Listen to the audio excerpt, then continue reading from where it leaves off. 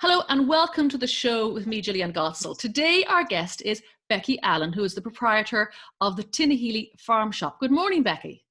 Good morning, Jill. How are you? I'm brilliant, thank you very much. Thank you so much for coming on the show. Now, the Tinahely farm shop, the people might not have heard of it. Well, it'd be hard not to have heard of it because you're quite famous. You're in Tinahely, obviously as it sounds, and you are a farm shop, but you're much more than that.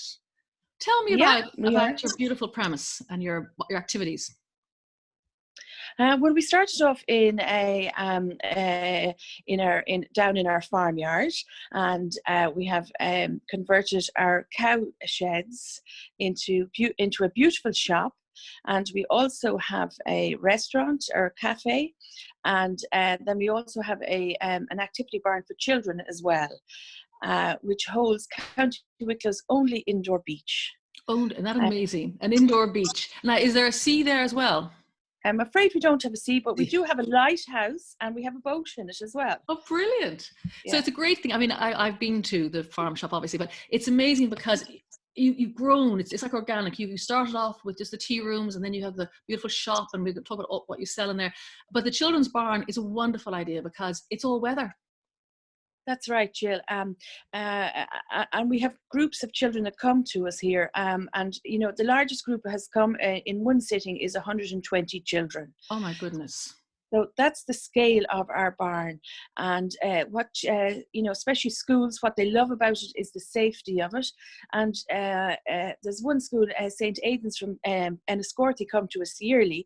And what the teachers love about it is that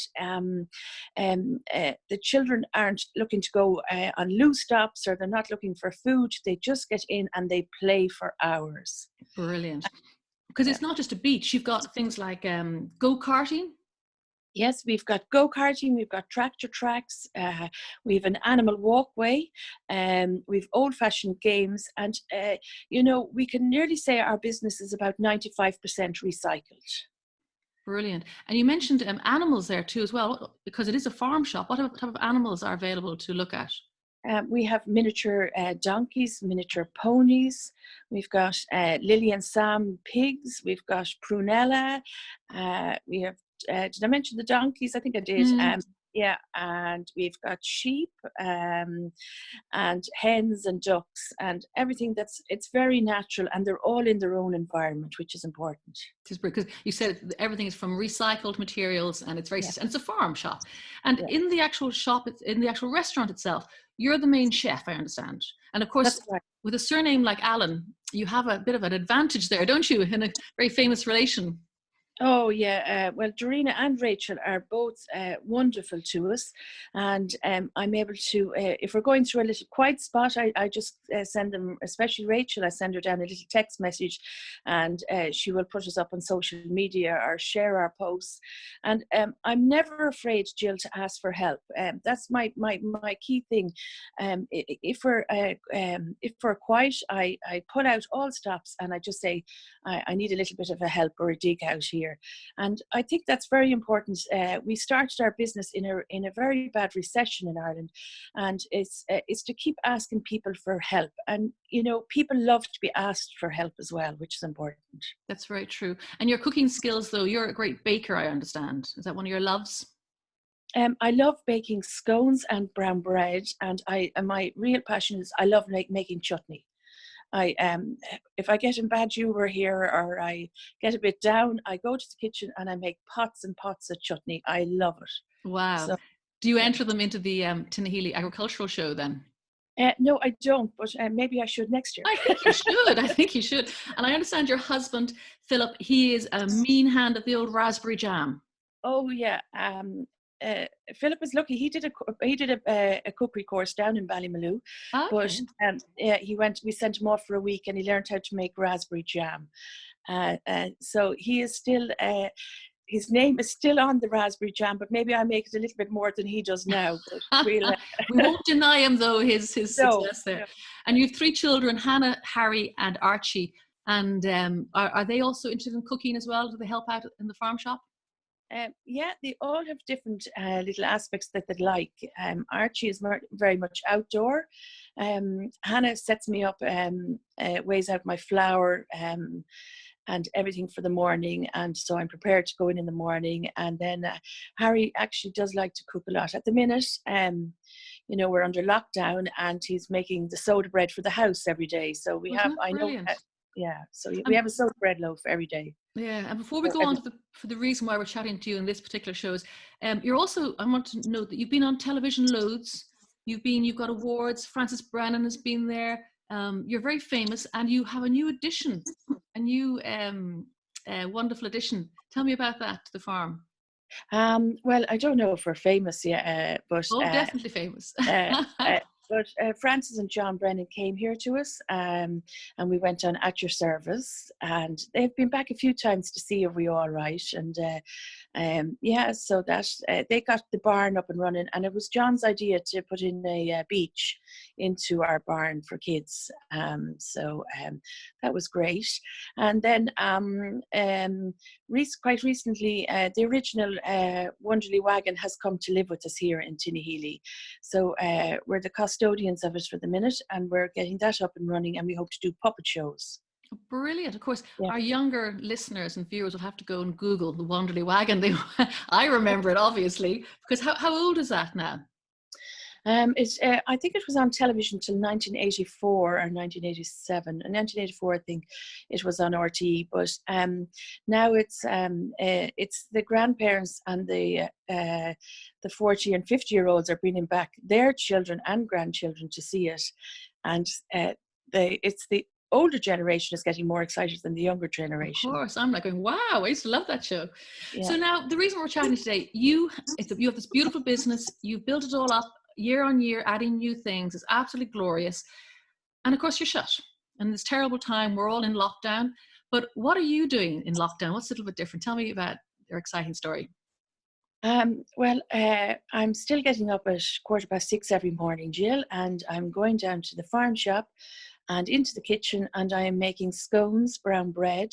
Philip is bagging up lettuce. We're making jams, chutneys, and we opened an honesty box shop at our gate.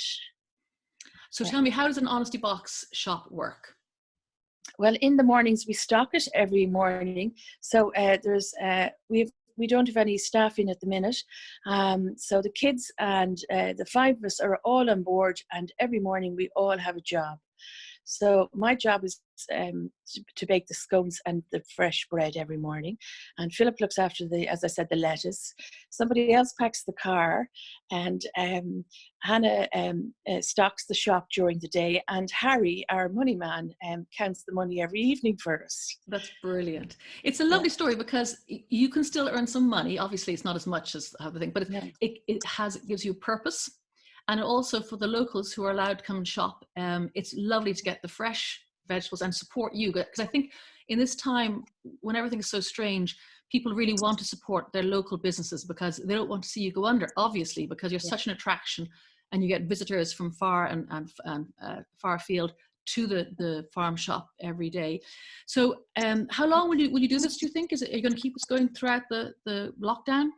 Oh yes, definitely, Jill, because it's starting to be success. People are getting to know us about our scones, and like I keep telling people, you have to come early if you want fresh scones and brown bread. But it is important that we had a tunnel full of lettuce leaves. We have a 40-foot tunnel of lettuce, and what were we going to do with it if we didn't put it in bags and try sell it? Well, that's, of course, yes, we've been totally wasted. So that. Yes, and you can't freeze lettuce. Totally wasted. Yeah.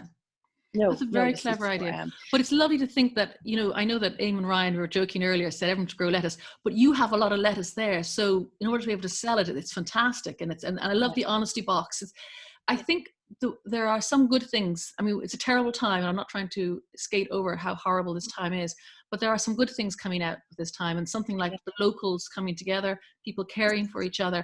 And as they've been able to get your fresh produce and keep the farm shop going, which benefits everybody. Oh, it's just wonderful. And, it's to put the trust in people as well. We find when we count the honesty box shop money in the evening, or Harry does, there's sometimes a little bit more in the box than there should be. Wow. We tally up what we sell and what's in the box.